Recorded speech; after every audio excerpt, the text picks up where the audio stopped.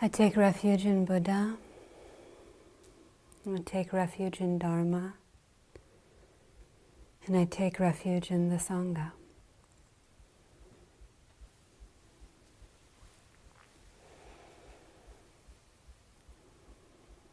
I vow to find peace within my own heart and to help others do the same. I vow to completely see through the illusion of separation and help others do the same. And I call forth all awakened beings, all bodhisattvas, the Buddha, and all of our ancestors. I call forth Chosen Roshi and Hogen Roshi and Satya. I call forth Harada Roshi. I call forth Ramana Maharshi and his great realization. All beings who have ever aimed to help another, please be here with us today to achieve these vows. I take on the practice of speaking the Dharma.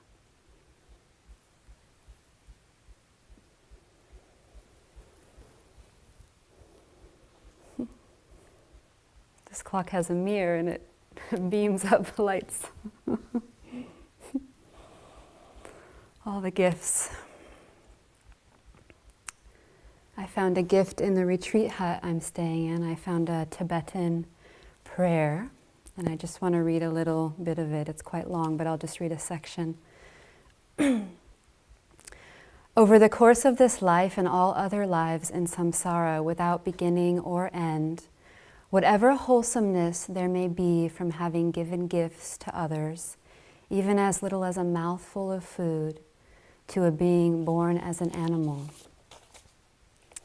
Whatever wholesomeness there may be in having preserved discipline, whatever wholesomeness there may be in having maintained good behavior, whatever wholesomeness there may be in having caused sentient beings to mature, whatever wholesomeness there may be in having roused a mind set on supreme awakening, whatever wholesomeness there may be in unsurpassable wisdom, combining and gathering and collecting all of this together, I dedicate it to unexcelled, unsurpassed, most exalted, and most excellent. I dedicate it to unsurpassable, complete, and perfect awakening. Now that's a vow. Oh, these things come to people. It's amazing the capacity that we have towards the good, towards the liberating, and how we can incline our heart minds towards that. And that's what we're doing here in Sesshin. Scientists say that we have this negativity bias in our brains, that we evolutionarily have developed to search for problems and to fixate on them so that we stay safe. It's a good skill to have, to notice a problem. But it's become our status quo, our habit. And this question, what are we being given, it gives us another possibility.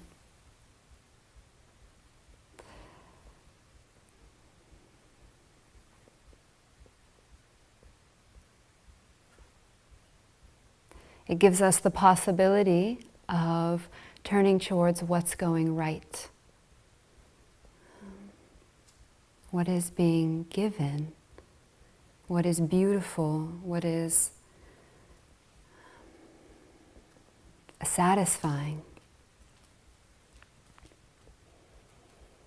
And so what is being given right now? The sound of the rain, light. If you sit with your eyes open and wide, when the wind comes in, you can see these,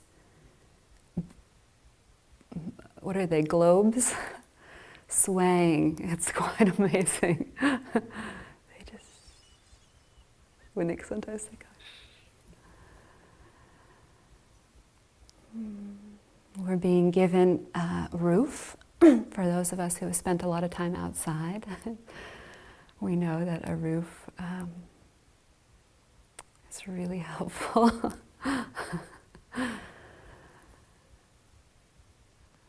There's a line in the grass-roofed hermitage, sitting with head covered, all things are at rest. We're being given soft cushions and clothing, and sound. We're being given community. I think it's just so amazing that we sit here together. I mean, nobody does this. Just to sit together in silence, it's such a gift. Family, Bancho pointed out yesterday. We're all family. So beautiful. In family, in good family, we belong. In good family, we take care of each other. We see what little things we can do for each other, what little needs might be needed. And even during sesshin, there's small things that we can do for one another, like placing an object just in the right place for someone, opening a door, just noticing when there's a need.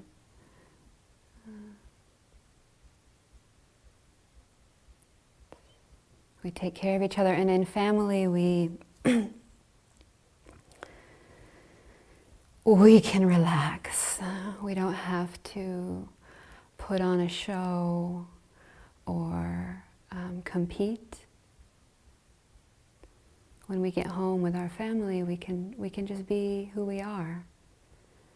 And that's the gift that we can give one another.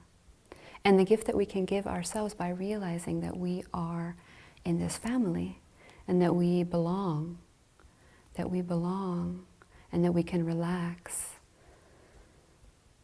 And I know people here feel that they don't belong. I remember the first time I came to the monastery. I mean, maybe people who are here for a long time feel like they don't belong. That's common. And the first time I came to the monastery, I did not feel that I belonged.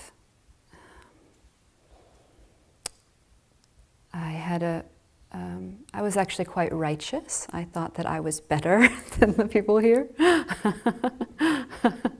And I didn't belong because I knew how to live in a much better way, you know, without cars and without plastic. And I was living a kind of radical, beautiful life, not consuming. But I had a lot of pride about it, and so that separated me from others. Or we might feel like we don't belong because we're not good enough, because we're the opposite. We're worse than everyone here. Like everyone here, they know how to meditate, they're good people, but I mean, if you could see in this mind, I'm not one of you. I'm not one of you. I don't belong. This is the suffering. This is the suffering of separation. And we're always evaluating, am I better, am I worse, or am I the same? And even the am I the same is that sort of keeping tabs instead of joining the unity that we are. Because we're not separate, it's a belief. It's a belief, and we can verify it for ourselves that we're not separate. And through the intimate reception of what is. So just notice that you can't find the separation between the sound and the hearer.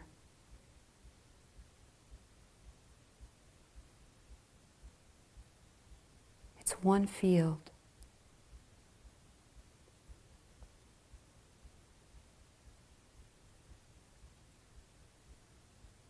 And notice that you can't find the boundary between the body and the cushion or the chair.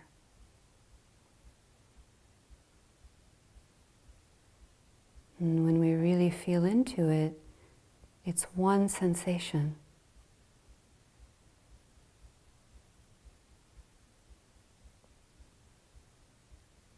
And then we can't find the boundary between that sensation and the sound.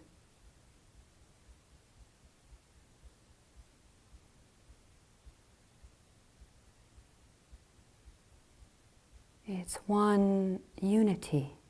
And you can do that with any phenomena that arises. Look for where the separation is, and you won't be able to find it. And if you think you find it, look closer.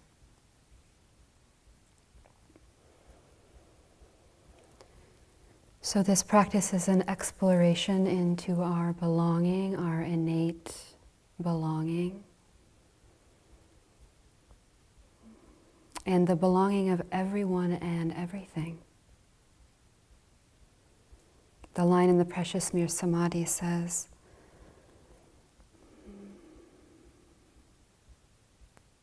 each thing, what is it? I wrote it down. Each thing has its own intrinsic value and is related to everything else in function and position. Each one of us has our own intrinsic belonging, and we are connected to everything else in function and position. We are this one flowing being.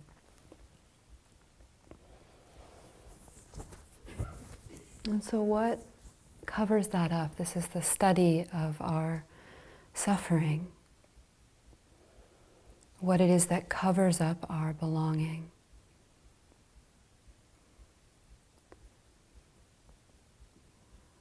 When I look, I see that it all comes down to fear.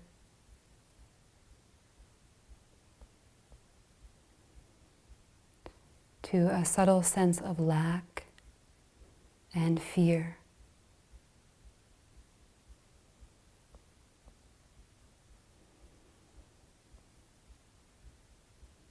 And the wonderful thing about that is that it can be released.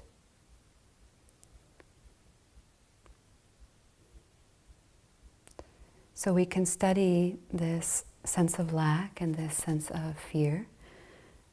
We can name it stinginess, which is the opposite of generosity.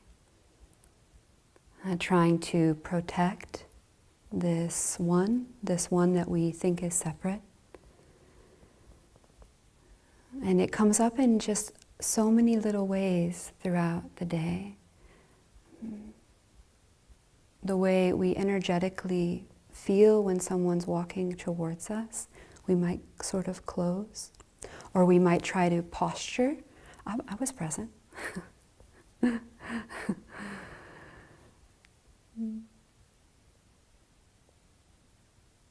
Trying to protect our self-view.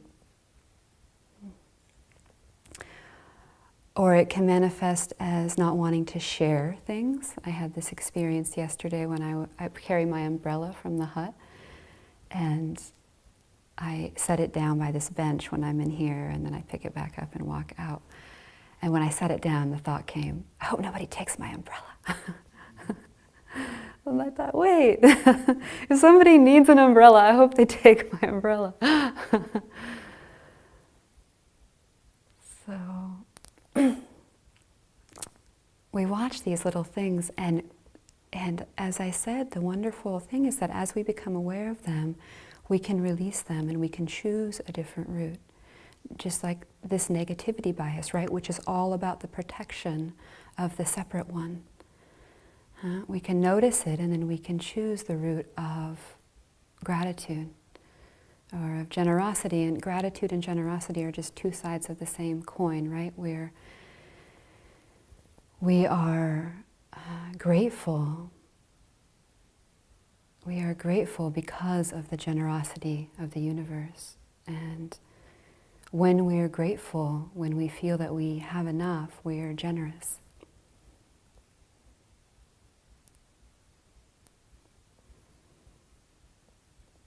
Or the stinginess, the fear of not having enough, the sense of lack, it can manifest as being afraid of not getting awakening or not getting a particular state of mind, of grasping on and trying to get some state of mind for me.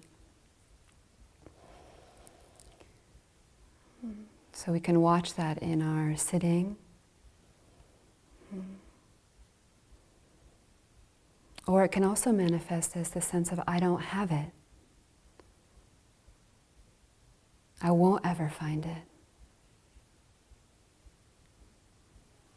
So this is a call for you to study this in your own mind. How does the sense of separation and this sense of lack that comes with it and subtle fear, stinginess, manifest?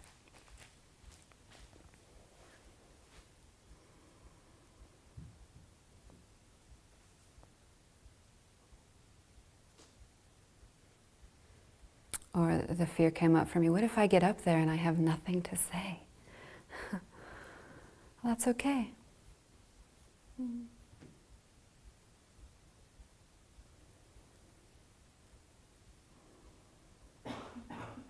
There's a beautiful story of Ikkyu, and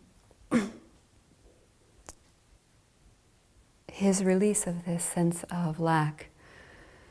And he was out on a boat. Maybe many of you have heard this story, and heard the crow and had an opening, just a release of this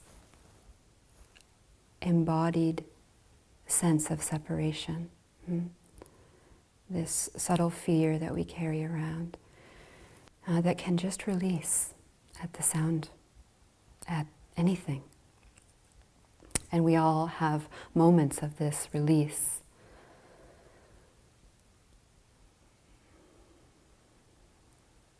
And he came back and he said, need to tell his teacher, I'm released. It's amazing. And his teacher said, oh, that's just stage 3 or something like that. And he said, well, that's good enough for me.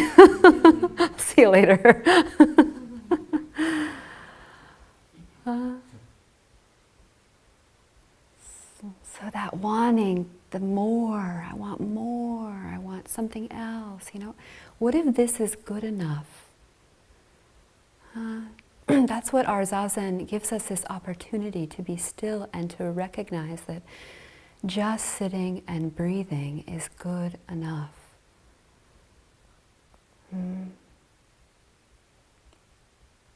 Just receiving the sound, just being alive. Just that any of this exists.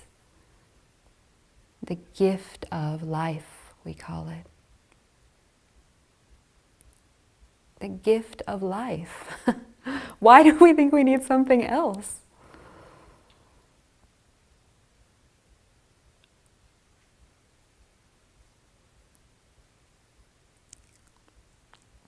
So we can open to receiving rather than finding problems, receiving the gifts. Like this story of the young man who came to our wilderness retreat, and he was sitting in the park, and the little boy saw him sitting zazen.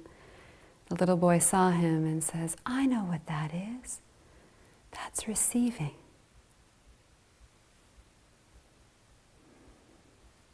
And it's actually even more than receiving. It's like becoming.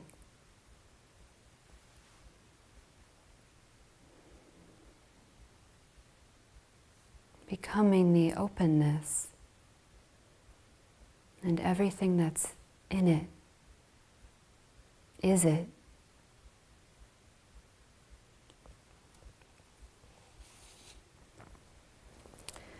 And even concentration practice is about receiving. Samadhi, absorption. It doesn't feel like that sometimes. I like this metaphor of a tree that needs to be pruned back to its natural state in order to grow well. So there was this Japanese farmer, natural farmer, some of you probably know of him, he was quite famous, I forget his name, but he had decided that, well, his dad gave him this orange tree orchard, huge orchard, successful orchard, and he decided that he was going to, like, trees can grow naturally, why don't I just let them grow? And they'll grow themselves. I don't have to prune them every year. Like, we do this whole unnatural way. And so he just let them grow. And then because they had already been pruned, they crossed and they all died, all like 100 trees or something. And then he realized that he had to prune them back to their natural way before he could just let them grow on their own. So this is a beautiful practice or metaphor for our practice, is that yes, this receiving, this being, this non-grasping, this awakening is totally natural and what we are. And because we have been pruning so much with these habits of self, we have to guide ourselves back through our practice. So it takes some effort. The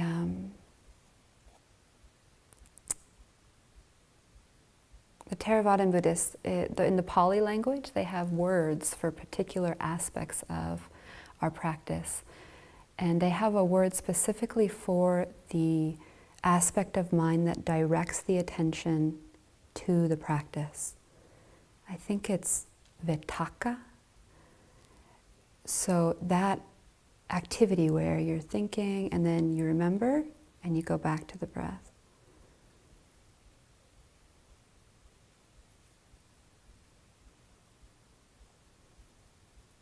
And that's like, sometimes you just do that for hours, right? Days, lifetime. That takes intention. It's wonderful work. And then there's another word for when the mind starts to be able to stay. Vichara, I think it is, or vichara. And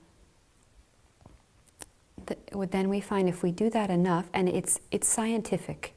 This is training, this is proven science, that if you do that enough, the mind will start to stay. Stay just with the sound. Stay just with the breath, just with the sensations. Now it'll go off and then we bring it back. And then we can start this aspect of receiving. Chosen would sometimes say that we do the practice until the practice starts doing us.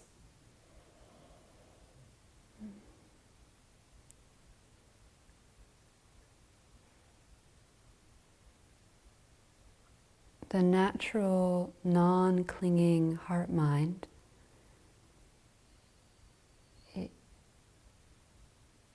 it receives. It just does that. It's its way, like an orange tree naturally grows. And so we are, through our practice, bringing ourselves back to our natural awakening. They say inherent awakening, awakeness, openness, non-grasping, free-flowing.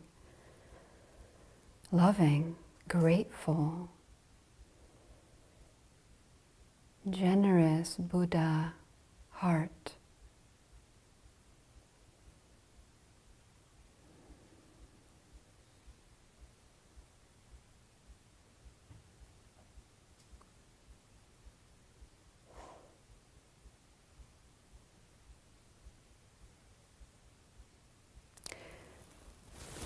So we can investigate what gets in the way.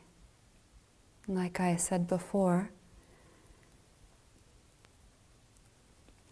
but also in a more subtle way.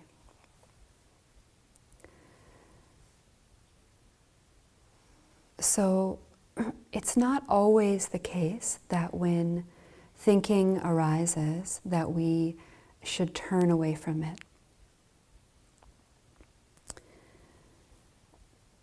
And just return to our practice. That's good. That's a good status quo, and we should do that. And we need to investigate and clarify the source of those thoughts.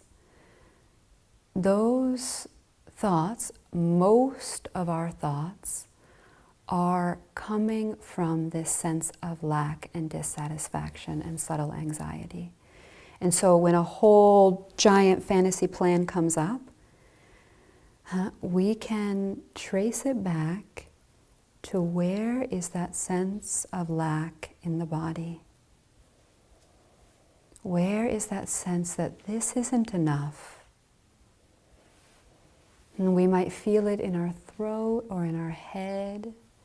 We might feel it in our heart or our solar plexus or our belly.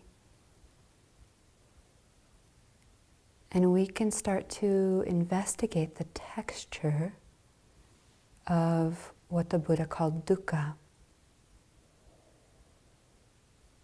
Where is it held in the body? Does it reside in one place even, or does it spread out? Does it affect the shoulders or the face or the hands?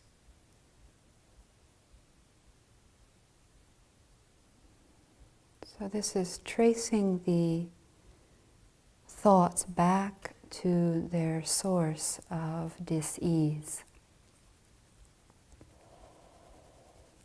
Because we have to resolve that dis-ease, and we have to love that dis-ease. We have to make friends with it, or else we'll be constantly running away from it and trying to fix and plan and ruminate and figure out how to resolve it with the thinking mind. And that doesn't work. It just doesn't work.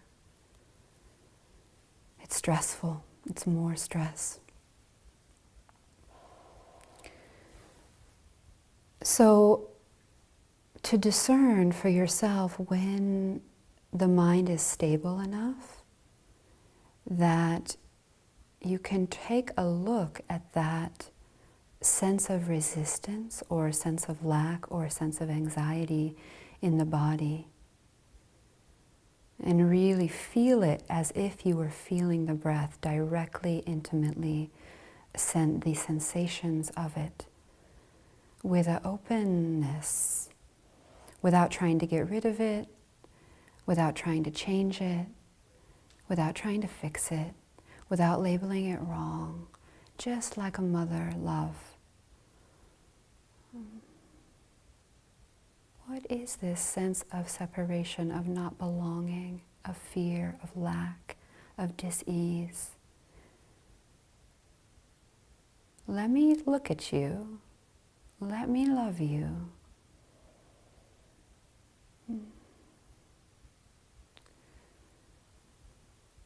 And then you move on, and we return to our base practice. We always have our anchor practice that we can return to. The body scan, the breath, the sound.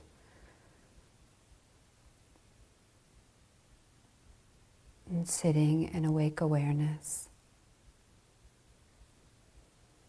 But we have to be wise and keen and know when we're veering off. And we know. Bring it back.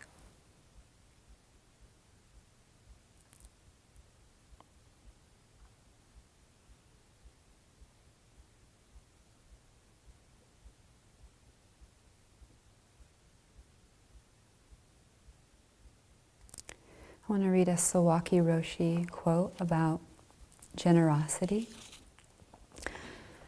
about the unity that we are.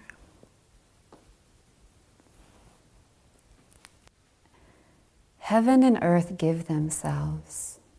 Air, water, plants, animals, and humans give themselves to each other.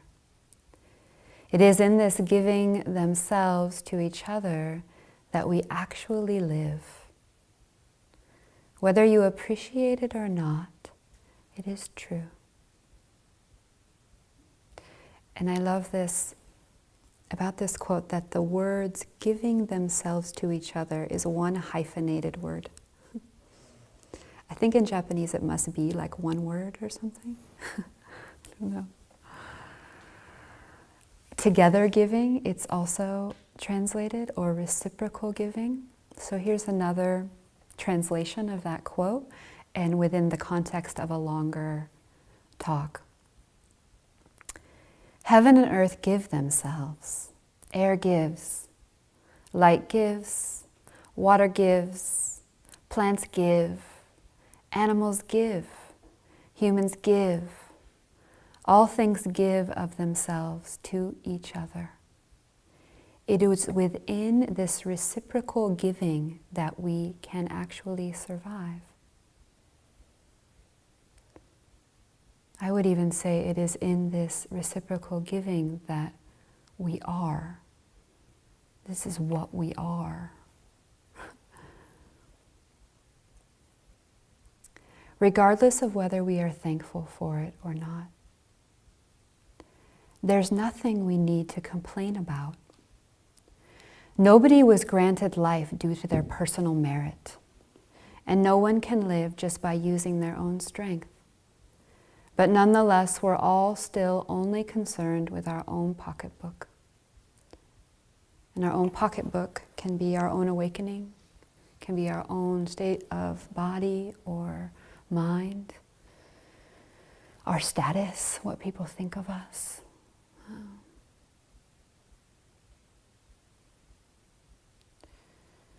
Nonetheless, we're all still only concerned with our own pocketbook. Stupidity means being preoccupied with your own body. That's quite a statement. He's kind of a harsh guy.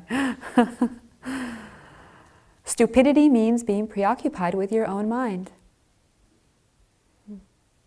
Try that out for yourself. What is wisdom then? Being preoccupied with others, not being preoccupied? He says, wisdom says, I am what I am, no matter how things end up. That's good. A person outside of the way is someone who only thinks of gain and loss. A person outside of the way is someone who only thinks of gain and loss. So what is a person inside the way? The way of freedom, the way of ease. Someone who doesn't think of gain and loss. What would that be like? To not think it's going well, it's going bad, I'm getting this, I'm not getting that, I want to get this, I didn't get that. With our own practice, what would it be not to have that mind and to simply be, I am what I am, wherever it ends up.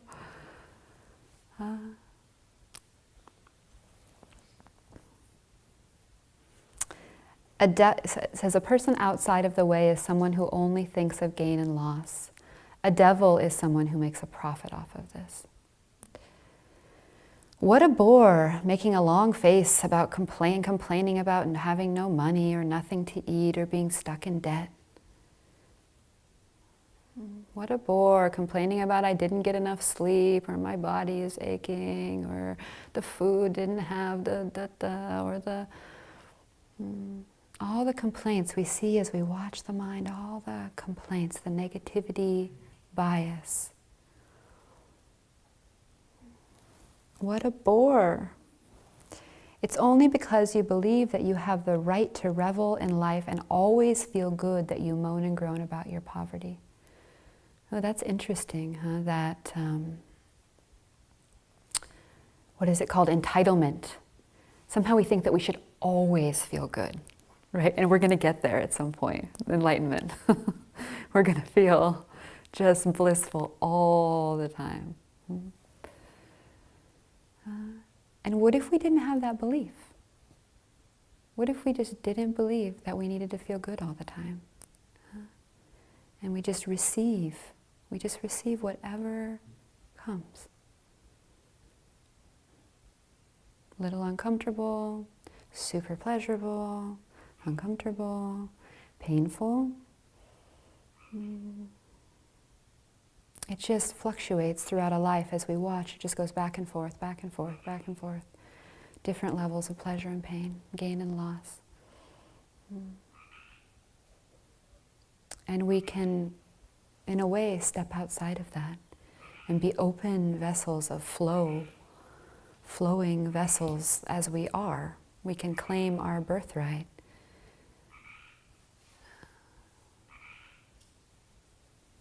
Not attaching to this way or that way.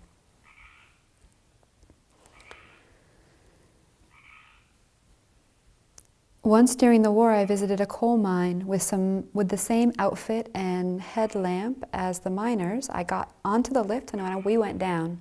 At some point we were going down and it seemed to me as if we were going up again.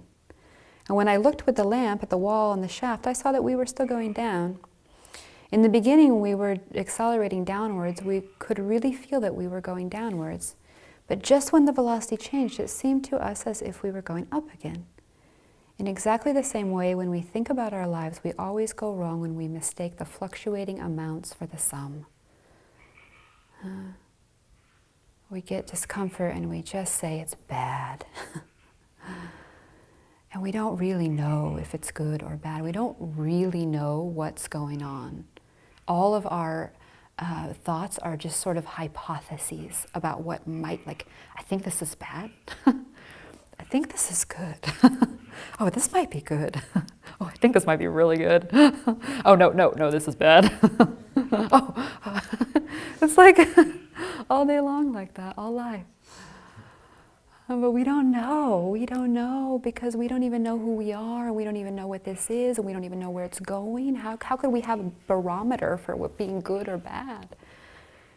It's complete amazingness.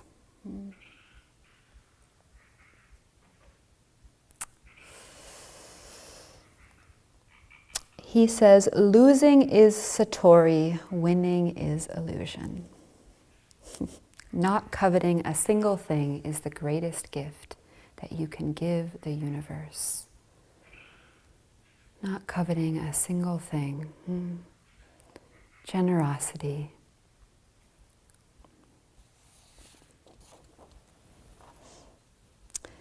I'll close with a story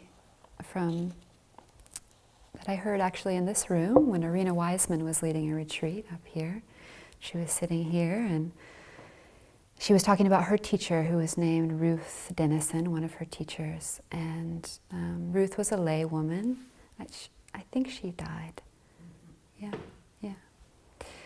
And but she devoted her life to practice so thoroughly. And every moment she had, she would practice, directing the mind back and staying, investigating the source of suffering, investigating the unified field, in her own ways.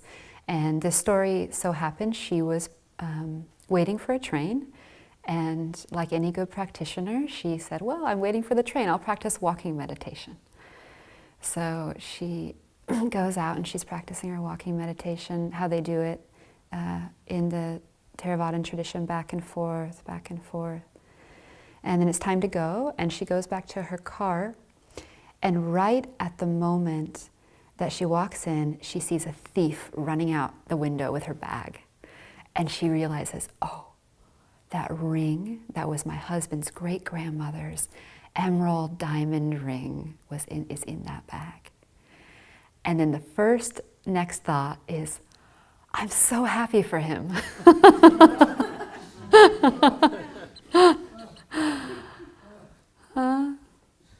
Well, that's generosity. May we all cultivate a heart like that.